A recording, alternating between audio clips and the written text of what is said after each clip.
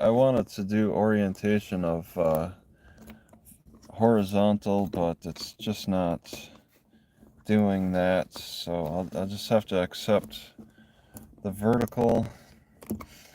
All right, let's see if I can get on ChatGPT voice. Actually, wow, it's not connected to anything. This is interesting to me. I've been recently using this phone right here, this phone for, what do they call it? A tether?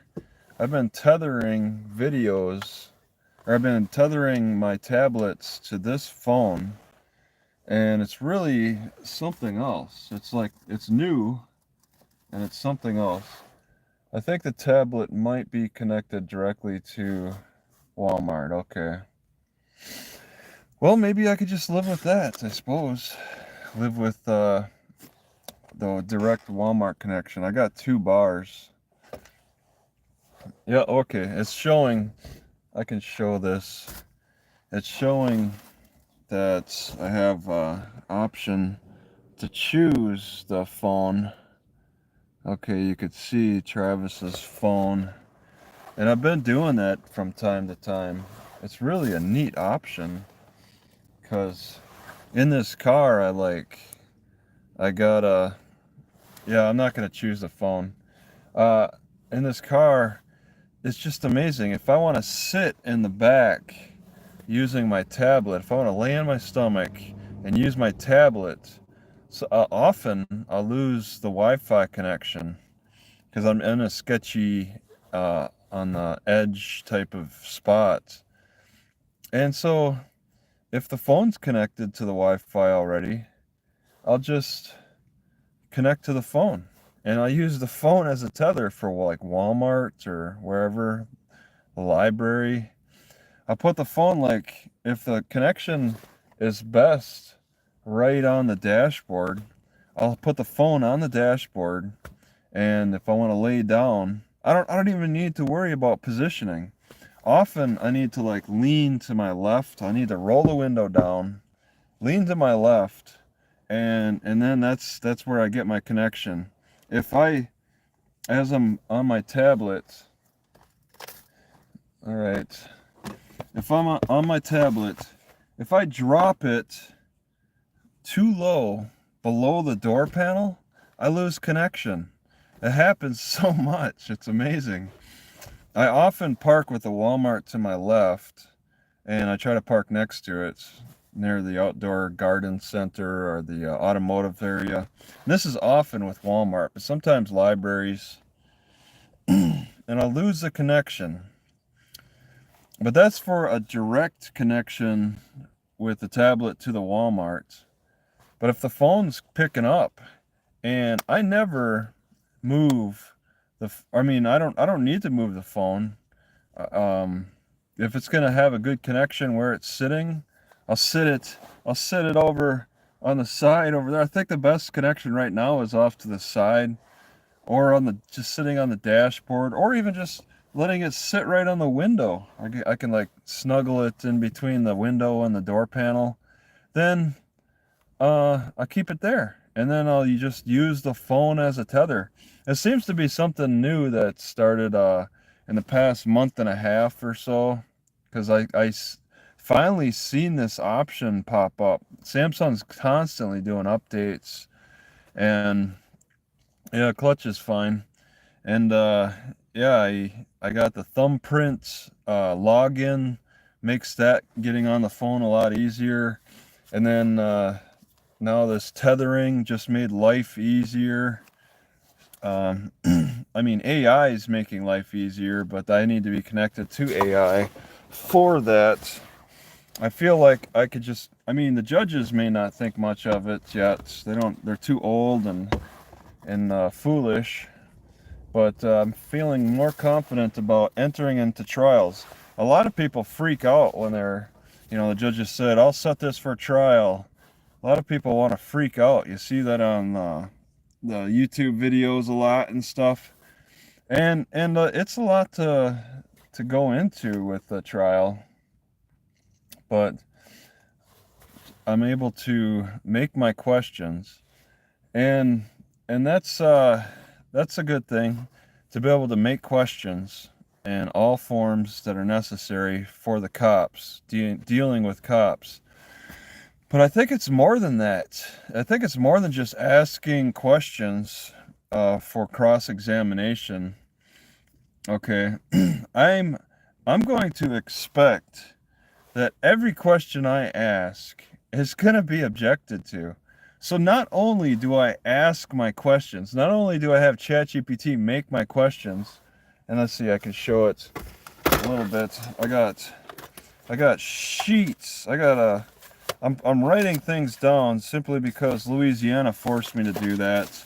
But I got sheets of questions, just of different topics. But this is for West Milwaukee. I'm like, you know what? After all the practice I've been doing with Natchitoches and preparing my questions, my cross-examination questions, I'm like, you know what? This is a little bit better to have it written on paper, so I can just separate and not have to struggle to find the I don't know, the page on my tablet for the next set of questions. I'll just have them on paper instead, and I'm writing them down, which, that's to save money, and also, I guess, get more familiar with questions. So I'm going to have sections of questions that I'm writing down. But the thing is, I've only been writing on one side for all these questions. I've only been writing on one side, and I don't really want to show them. They're kind of proprietary works. But look at this, I got a whole blank side, and I'm making sure that I mark so I can easily find, color code all of my questions.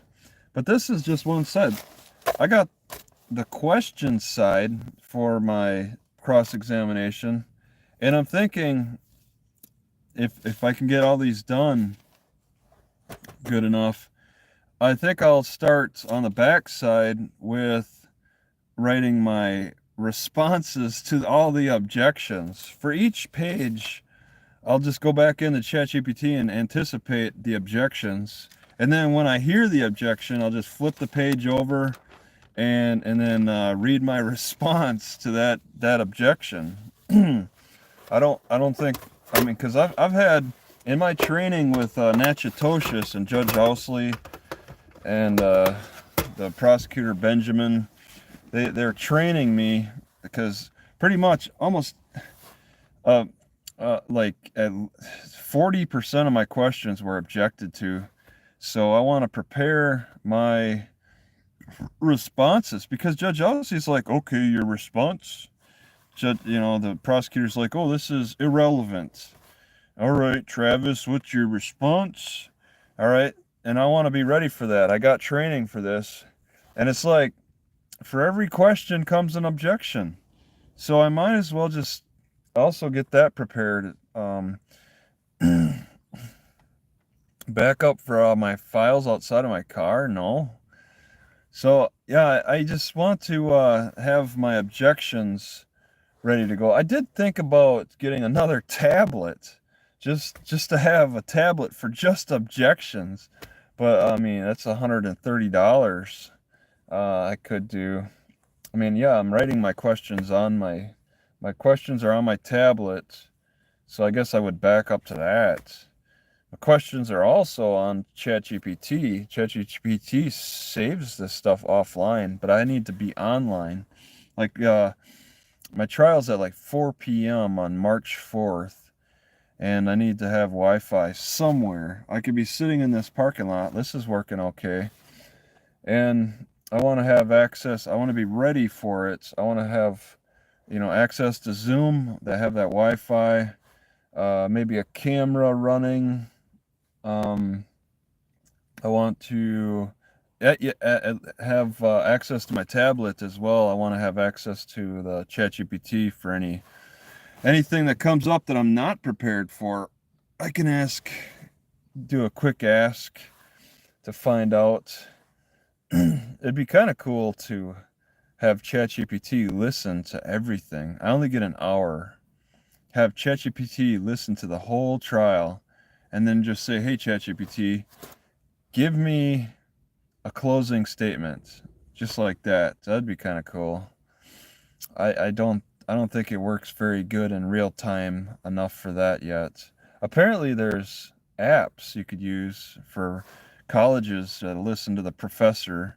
I could try that maybe, and then ChatGPT really doesn't take audio though. That's the problem.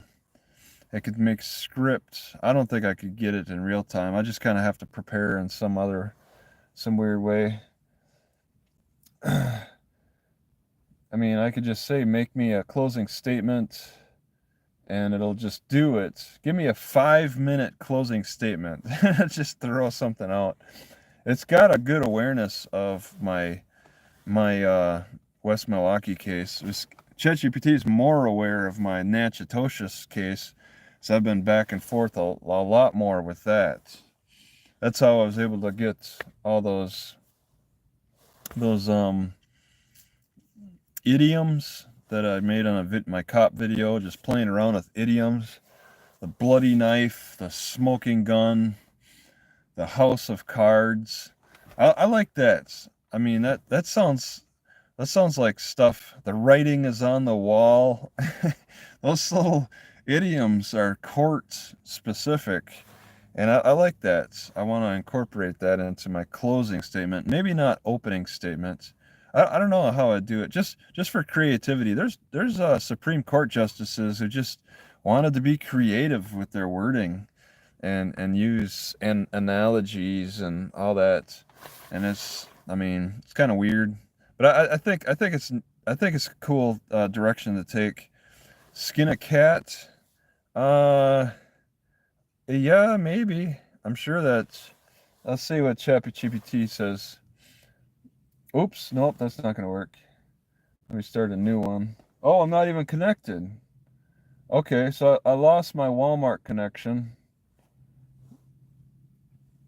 Yep, we got error message after error message. Oh, no, it wants to just close entirely. Okay, I thought I was connected, but that's just what happens. Okay. All right, I need to restart the whole tablet. It does that. This new tablet, like, I start typing, and then I have to hit the letters like 5 times to get one letter to work. And then I'm just sitting there tapping away trying to get one letter to work, and then suddenly it'll give me 3 letters, and then it'll go back to I need to tap multiple times again. So all I got to do is restart the whole tablet. Yeah, there's a lot of them. Loaded dice. There's all kinds of idioms to use, and I mean I only used the smoking gun and bloody knife, and I was like, ChatGPT, can you expand on this? And of course it does. Just with other stuff, there's a whole bunch. Things that are best used in the courtroom setting. I don't know about talking about skinning a cat. That might not go so well with a jury. I want to have things that are a little bit more neutral than that. Cat lovers would be like finding me guilty just simply for that statement alone. So, yeah, I had to reset the freaking tablet. This weather is gonna get cold. I think I want to run south a good 40 miles or so, 40 or 50 miles. Okay, I'm not connected. No, yeah, and I need full lighting because it's so bright in here. That's draining the battery pretty good. T-Mobile. Okay, I don't even see my my phone. There it is. I don't see Walmart. I do see the phone. So I'm connecting to phone. So I'm already connected to the Wi-Fi live streaming, and I'm connecting to the phone with my tablet. Now I'm connected. I still don't see Walmart. The phone gets better connection to Walmart than the tablet. So, all right. Can I go on the ChatGPT and live stream, or go on live with ChatGPT and live stream at the same time? Oh, screwing up. Oh, all right, we might be connected. It's going through the process of connecting. That's Hello, are you there? Can you hear me? Yes, I can hear you. How can I help you today? All right, this is connected through the phone. I'm tethered through the phone right now. Got it. It seems to be working well. How can I assist you? So, yeah, I just don't. I mean, I got full bars on my tablet. I got like maybe 2 bars on my phone, and I'm connected all through the phone. I don't know if does this take more energy from the phone to tether through the phone? Yes, tethering can use more energy from your phone because it's acting as a Wi-Fi hotspot. This can drain the battery faster and might cause the phone to work harder. So it's normal if you notice more battery usage. Yeah, I got the phone connected to a separate battery, so that's gonna draw more from the separate battery. That's a good idea. Using a separate battery can help manage the extra power drain. Are you noticing any performance issues, or is everything running smoothly? No, I'm not noticing any performance issues. I guess this is not very demanding to tether through the phone to my tablet and also to live stream on YouTube. I'm doing all of that using a Walmart Wi-Fi that's only got 2 bars. That's impressive, especially with just 2 bars on the Wi-Fi. It seems like your setup is working well. If you need any help Okay, optimizing it or stop. troubleshooting, All feel right, free to all right. ask. So I want to prepare for my trial that's coming up in West Milwaukee. Um, let's see. I got questions I want to ask. What should there be a priority on the types of questions that I ask first on my cross-examination? I get with the cops. I have a trial. I'm being accused of loitering and um, a resisting arrest. West Milwaukee, Wisconsin. I'll be asking 2 cops questions. It's definitely important to prioritize your questions. Start by focusing on questions that establish any inconsistencies in their testimony. Next, ask questions that challenge their credibility or the legality of their actions. You want to highlight any procedural errors or lack of reasonable suspicion. Finally, cover questions that reinforce your own narrative and any evidence that supports your defense. What was that last one again? Cover questions that do what with narrative? You should cover questions that reinforce your own narrative and any evidence that supports your defense. This Reinforce. helps strengthen. I need to You're rein. welcome. I need to reinforce my narrative. Exactly. Reinforcing your narrative can help make your case stronger. If you have any specific points you want to highlight, those are good to focus on. Okay. All right. Well, I'm gonna stop the. That's interesting. I just wanted to test that out. That's a tablet that I'm able to tether through. So I'm feeling pretty good about the state of my health too. I got parallettes. I got push-up bars. I got dip bars now, all in the back, and I'm very happy with them. I've had to remove a lot of things. I've had to go through it, and my stick too. I'm still very happy with my stick. It's like I've been going through a lot of iterations with my fitness gear, working on different ideas for how to approach it, where I could just step out of the car and get myself winded, because I really value getting tired.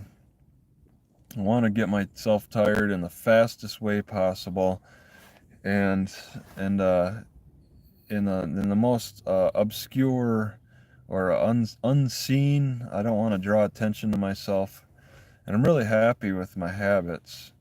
I um I last night I felt like my heart was racing a little bit, but I don't think it was a lack of fitness because I got a lot of sore muscles right now from my parallettes. They're kind of new.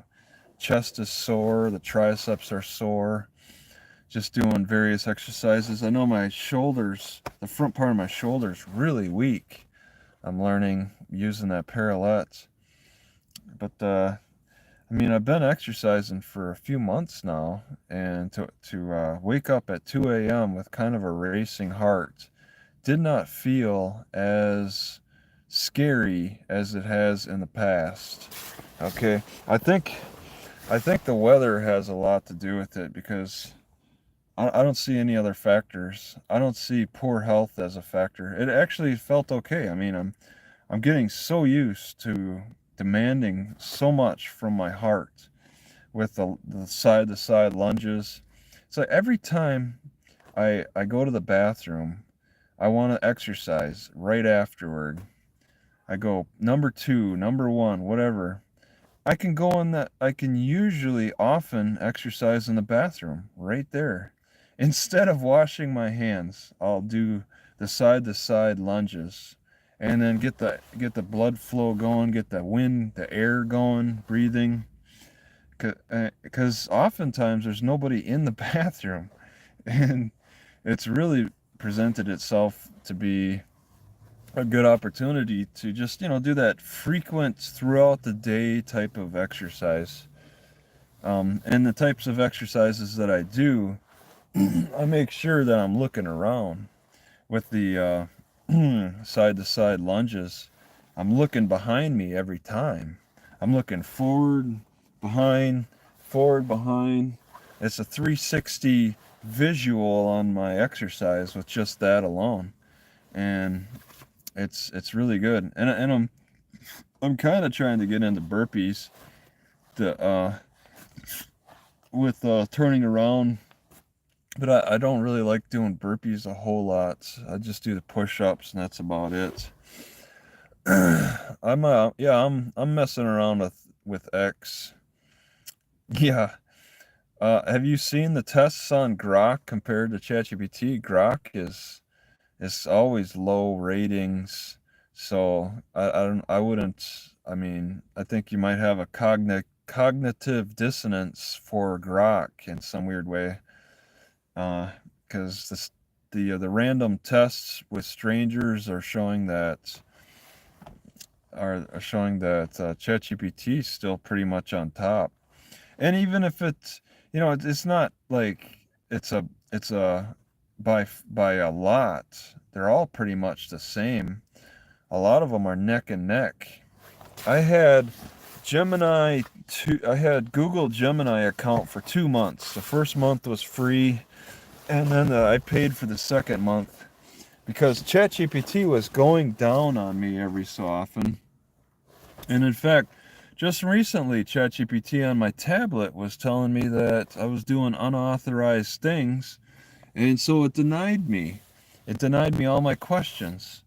But as you could hear, I was just on ChatGPT because I go onto my phone and I ask my phone chat on ChatGPT, because that actually was still working.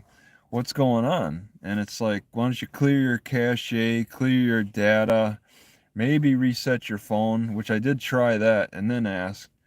So then I went to the clear cache, clear data, and then I was able to start asking questions again on ChatGPT, and it didn't really erase anything that I thought was important, because my old questions were still saved. They saved those old questions offline on their server, I guess. Well, no, it's kind of saved on the tablet, because I can always come back and see them offline too. But yeah, I was getting some problems with ChatGPT, and that's been happening every so often, where ChatGPT just suddenly goes down. And well, this is at the time I was trying to sue the library in Natchitoches. So so you're an Elon hater if you don't subscribe to Grok. Uh, so I quit the Google Gemini. I only have ChatGPT. I'll just stick with ChatGPT because I don't have that lawsuit anymore, and I'm kind of abandoning Natchitoches now, because they just make things impossible, and they're such a low level, unimportant area, especially compared to Wisconsin. I think I want to prioritize Wisconsin at this point. for trial. It's Wisconsin, West Milwaukee, Wisconsin. I want to prioritize that trial coming up, and I don't really need two. And I was thinking about, if what about people, that who don't want to pay the $200 for ChatGPT, but want a little bit more from their $20 subscription. And it's like, yeah, I thought about why not get two subscriptions for $20. So I'd pay $40 to ChatGPT for two subscriptions. But if ChatGPT is going to be going down, then that's two accounts that go down. So it's like I have to buffer that, because it's not just the internet going down. The internet going down is even another thing on top of that. But the service going down, that's that happens. So getting another service, either Google Gemini, maybe Grok, if apparently Grok is going to improve in the next few days. See what the people are saying about that. I'm watching all the AI news and I know what's going on. Seeing that all the AI videos coming out are looking so real, people can't tell the difference. And just getting better and better, and now video games are coming out where you can the boss enemy. This is something I've always thought would be really fun, is the boss enemy is just completely unpredictable with the use of AI. You have no idea what they're going to do next. It's no routine killing. You're not going to see speed runs, where these speed run channels are going to be something of the past now, because they can't just do the same thing over and over and practice the same spots with the same expectations. Just try to do it over and over with like Super Mario Brothers speed run. That's not going to be the case with AI, because it'll be able to change up everything. Every little enemy will have its own different unique look, and everything will just be different, and that's going to be interactive. Right now we're in the early stages of just video, right? Just watching like new Star Wars movies coming out apparently. I'm not playing any video games. The last one I used to play was like 5 years ago, as Hearthstone. So yeah, I'm just focusing on it's a game, trying to figure out the questions for trial. And I got a lot to write. I've been writing a lot. I'll just show it from a distance. I've been writing a lot with pen on paper. I've been writing a lot of questions, just stacks and stacks of questions, and color coded, and I page them. I make sure to page them. What is this one? Disparagement. I'm gonna ask about disparagement. I got 4 pages for disparagement. I'm gonna ask the cops, and then I got the questions on one side, and I need to put the objection responses on the other. Okay, because I'm sure there's going to be plenty of objections, and I'm sure the judge will probably even object. I mean, look at what was happening in Natchitoches. The judge was beating the prosecutor to objecting to my questions. And it's like, there's no wrong question. You can ask questions. It's just you got to get through those objections. So if you want to ask good questions, it's a really good question when the judge objects to it. So I got more questions to write down, and I want to be doing that today.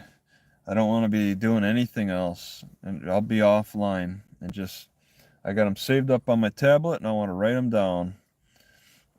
It's gonna emulate the phone onto my laptop. Yeah, I see people do that. They can make videos on YouTube about what they're doing on their phone, but I don't do that.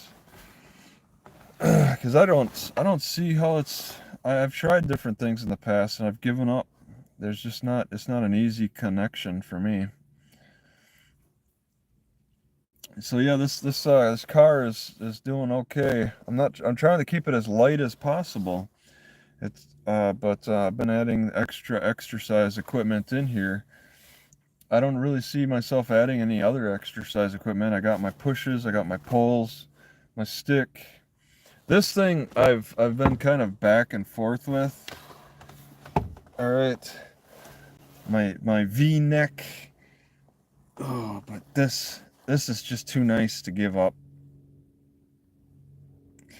Just tightening up the back of the neck every so often. I thought, maybe I could use my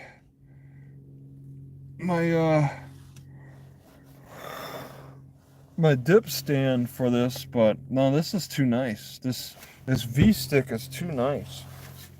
Soften up the middle part, and I can tighten up the neck. I sat for hours and hours at the one library a few days ago and never had a back problem. My upper back would normally get all tight and uncomfortable, but I've been fixing that. I had 45 pounders, two 45 pounders and a 25 pound curl bar. That was stupid. God, I can't believe I carried that kind of weight. I know it wore away at my tires faster as I was traveling. That was while I was in Missouri playing around with that. And I gave myself some real back problems doing that because I couldn't, that was just too limited of a motion for me. So yeah, I guess I had to try it. I mean, I was going through problems with still wanting to weightlift, but I got bands. I've got these bands, these heavy duty bands, and I can attach them to my stick and do some curls with the bands. I'm gonna just stick with bands. The reason I didn't really like bands is because I felt like they could wear away. They could they have a kind of a smell to them. But I'm done with that. I'll put up with it. If it's gonna give me cancer, it'll give me cancer. At this age, I don't really care. I'll just use bands and put up with the smell. And if there's any irritation, I'm not really feeling irritation, so I'll put up with what just kind of a bad smell that the bands have.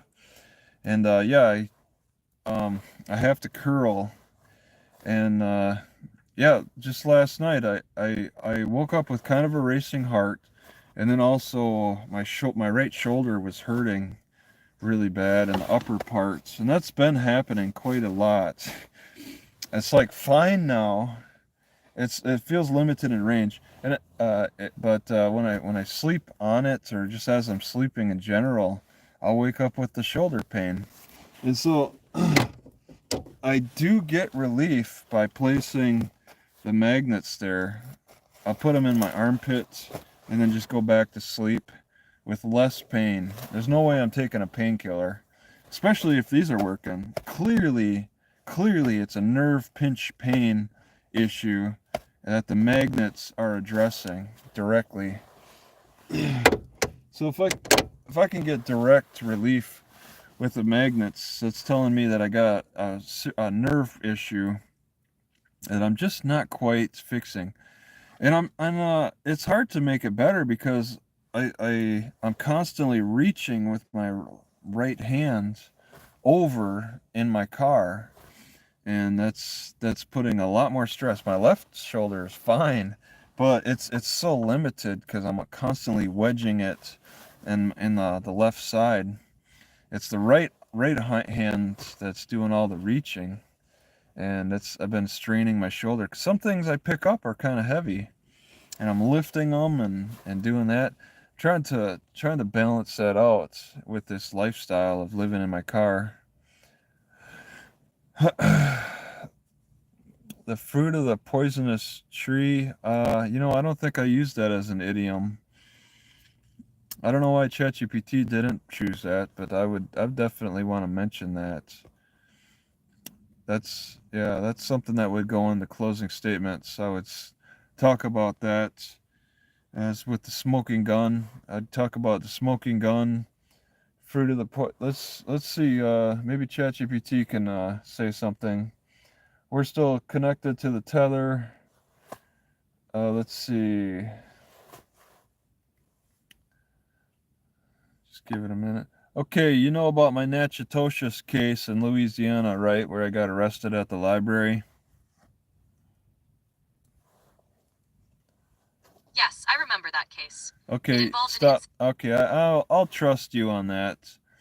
All right, so I want to make a closing statement. You see where I asked you to make a closing statement in the past? Yes. We've discussed your opening statement and some points you wanted to highlight. No, but I said close. I didn't say opening statement. I said closing statement. Closing. Got it. For your closing statement, you'll want to summarize the key points. Okay, just give me 2 paragraphs. Tell me 2 paragraphs for my closing. Make up a closing statement for me for about a minute. Speak for a minute using a closing statement for the Natchitoches case and fit in there the fruit of the poisonous tree in some way. Certainly. Here's a draft for your closing statement. Your Honor, throughout this trial, we've seen that the actions taken against me were not only unjust, but rooted in flawed procedures. The evidence presented here was obtained through methods that violated my constitutional rights, making it clear that the fruit of the poisonous tree doctrine applies here. The initial stop and subsequent actions were based on unreasonable suspicion, leading to an unlawful arrest. Therefore, any evidence derived from this should be considered inadmissible. I urge you to see that my presence in the library was lawful and that the accusations against me are unsupported. Stop. That's not enough idioms. Do you know what an idiom is? Yes, an idiom is a phrase or expression with a meaning that isn't obvious from the individual words. Okay, tell me some examples of idioms that I would use in court.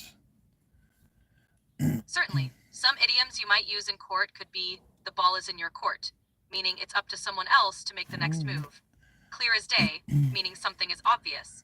And cut and dried, meaning something is straightforward and settled. But I want this for trial, for a criminal trial. I want good idioms that fall in line with, like, such as the smoking gun, or the bloody knife, or the writing is on the wall, or the house of cards. Got it. Here are some idioms that might be useful in a criminal trial. The smoking gun, a clear piece of evidence. The writing is on the wall, obvious signs of what's going to happen. House of cards, a situation built on a shaky foundation. Caught red-handed, being caught in the act of wrongdoing. Okay, and also red herring. Great addition. Red herring can be used to point out misleading or distracting evidence. Yes. It helps highlight. Red herring is a big part of my case, from the librarians, from the cops, from the prosecutor. My God, red herrings are like what Louisiana makes its foundation on for the legal issues. Using red herring in your case can definitely help highlight how these distractions have been used against you. Now I want you to fit all of those idioms into a 1-minute closing statement for my case. Make it thicken it up. I want those idioms to really shine. Absolutely. Here's a thick closing statement. Your Honor, the writing is on the wall. The evidence presented here is nothing but a house of cards, built on shaky ground. We've seen red herrings thrown in from all sides. Librarians, officers, and prosecutors, all trying to distract from the truth. The smoking gun in this case is the violation of my rights, clear as day. Let's not be caught up in these distractions. Instead, see through these attempts to mislead. This case, built on falsehoods, should collapse like a house of cards. Those are some good idioms. All right. Glad you liked them. All right, I'm stopping her. See, that's what you need. That's I don't know. It's at least good for TV, I think. Just saying things that people are familiar with. I don't know how the judges see it, but maybe an actual jury might might see it as pretty good. But just yeah, getting to those idioms, things that people are pretty aware of.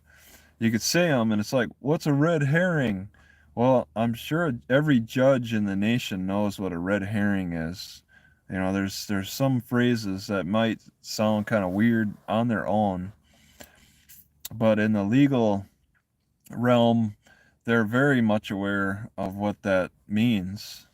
You know, the house of cards, the writings on the wall, just things that they're kind of entertaining, and it's like it's really not. I don't see how it's a problem to use. People like to use metaphors and idioms in their arguments. It can just make the process more enjoyable to engage in too, instead of writing dry arguments, making it a little bit more entertaining to because everybody gets bored in some ways, and you bring familiarity to the process when you use idioms like that. So yeah, I'm looking into that. I don't quite know how to incorporate idioms into my questions. If I asked, yeah, I don't know, for cross-examination questions, I don't see. I could see it as a closing statement. I can't see using idioms as opening statements. Maybe I could use idioms in some way for responding to objections to my questions. Like, when the prosecutor says, well, let's see. When I ask the cop why he left my camera on the top of my car in West Milwaukee, like, and then the prosecutor objects, saying that's irrelevant to the charge at hand. Well, I could ask ChatGPT. What am I? What am I trying to think on my own for? I need to do ChatGPT. Let's see what they say. Okay, ChatGPT. If I ask the cop in West Milwaukee why they left my camera on top of my car, and they clearly identified my camera on top of my car, and they put me in handcuffs and drove me away, leaving my camera on top of my car. I want to ask them why they left it. And the prosecutor objects, saying that's irrelevant. What idiom could I use to respond to that objection when the judge asks me what my argument is? You might say it's a smoking gun that demonstrates negligence or carelessness, highlighting a lack of regard for your property. This phrase could emphasize the importance of this detail in showing the officer's conduct. A smoking gun to is there any better one? Is it smoking gun the best idiom to use? Another idiom you could use is the devil is in the details. This suggests that the seemingly small act of leaving your camera behind actually reveals a significant oversight or negligence on the part of the officers. It emphasizes Yeah. the importance of details in understanding the larger issue. The devil is in the details, Judge. They left my camera on top of my car. Yeah, all I need to do is get the cop to say, the devil made me do it. Case closed. That would be quite the admission. It's a clever way to emphasize how crucial those details are in your case. If you can highlight those oversights effectively, it can really strengthen your argument. Yeah, I like that. I think that idioms would be really good for responding to prosecutors' objections and closing statements. But I don't see how idioms could be incorporated. How could I incorporate idioms into my defense at my trial? Incorporating idioms can help make your points more memorable and impactful. Here's how you can do it. First, during testimony. Use idioms like, "the devil is in the details," to highlight negligence or oversights. Second, responding to objections. Use phrases like, "the smoking gun," to argue the importance of evidence. Third, opening or closing statements. Use idioms like, "the writing is on the wall," to summarize key points and conclusions. These expressions can add emphasis and make your defense more relatable and engaging to the judge or jury. Okay, yeah. I figured. I don't know how else you do it. How about when you approach the bench? I don't even know how you would approach. How would I approach the bench in a Zoom trial? In a Zoom trial, you can't physically approach the bench. Instead, you can request a private sidebar with the judge. You might say, "Your Honor, may we discuss this in a breakout room?" Or, "Your Honor, may I address the court privately?" Okay, This all way, right. I think I could see how it works. The judge would just simply put the cop in a breakout room, or in standby room, and then we would just be talking. But when you approach the bench, isn't that supposed to be off the record?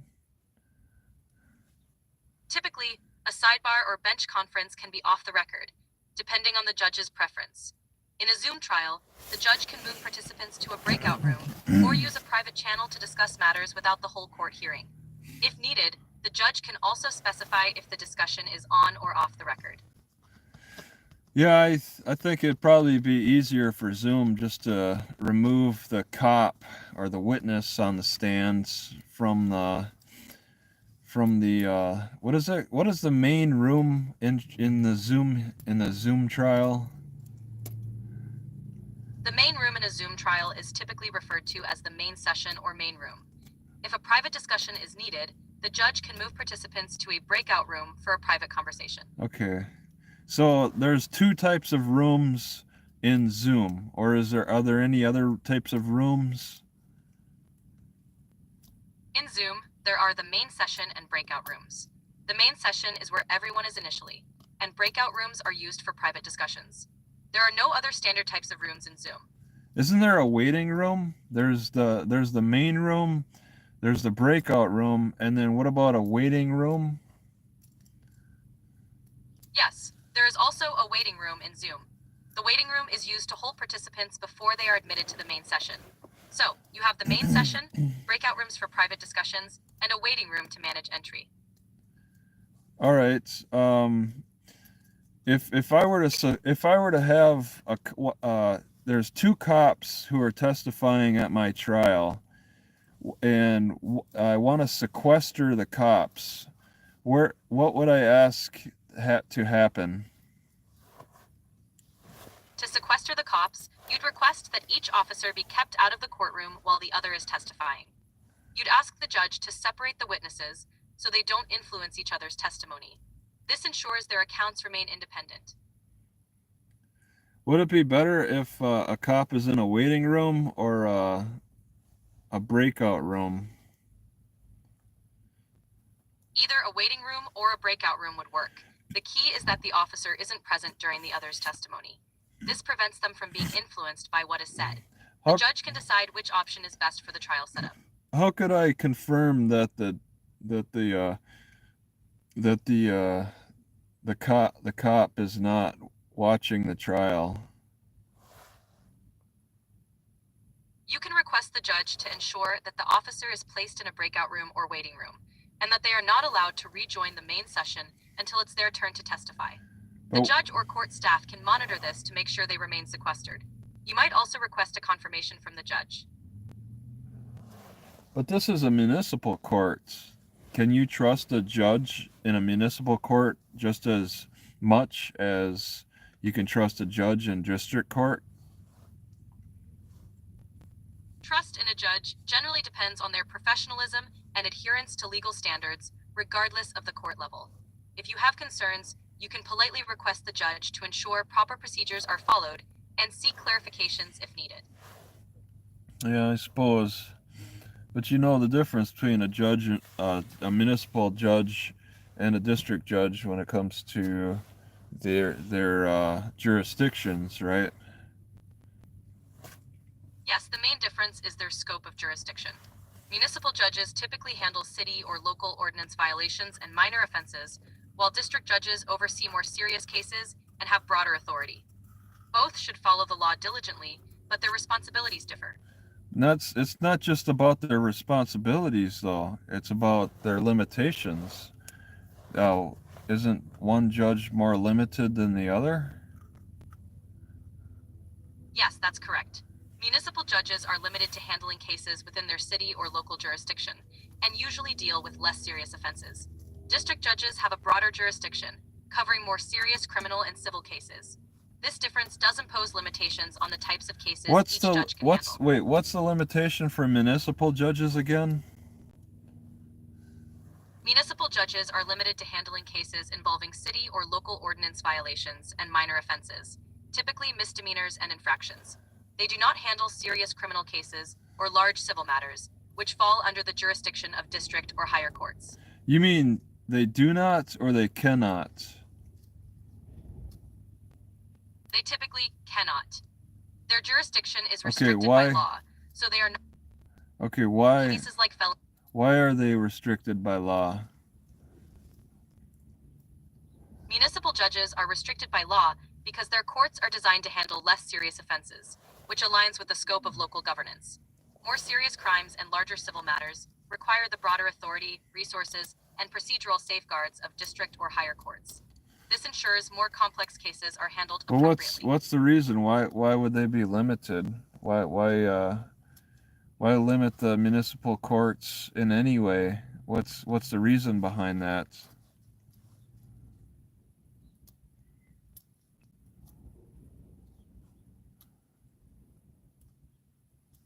Municipal courts are limited to maintain efficiency and focus. They handle local, less serious matters, allowing them to resolve cases quickly. This specialization also ensures that more serious or complex cases are handled by courts with the necessary resources and expertise. This division helps streamline the judicial process and manage caseloads effectively. So if I want to ask a ton of questions at my trial in municipal court, what would the judge tell me that'll cause me problems in my cross-examination?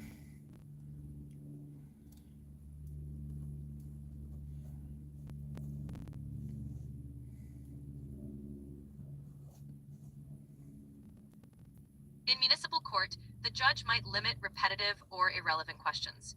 They may ask you to stay focused on relevant issues and avoid unnecessary repetition. It's important to keep your questions concise and directly related to the case to avoid issues.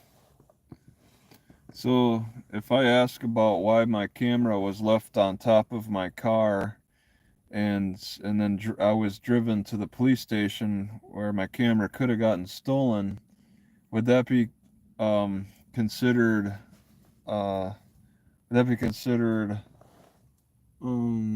irrelevant?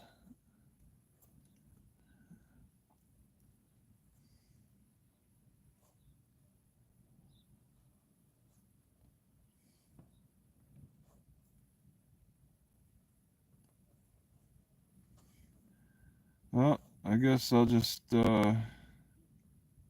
maybe stop it here. It looks like, have I disconnected?